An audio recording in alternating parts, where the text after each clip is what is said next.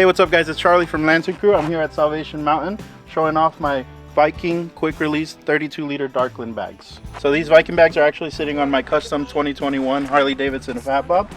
Something that I really love about these is the versatility that they offer. There's a lot of features that come with these bikes, including the tail light cutouts, so you don't have to replace the original stock tail lights. They're also lockable, they're quick release, and they offer a lot of space to carry all your essential needs: camera equipment, sweaters, gloves, all of the above. Some of the interior features that the bags offer, they are fully weatherproof with the seal on the outside, as well as they're lined on the inside, and you also have this pouch right here that you can put all your important documentations, registration, insurance.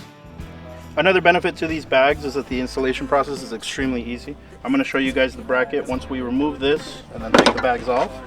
It'll show you right here. The only thing that you need to install is these two bolts, and they'll run through the bottom of the fender.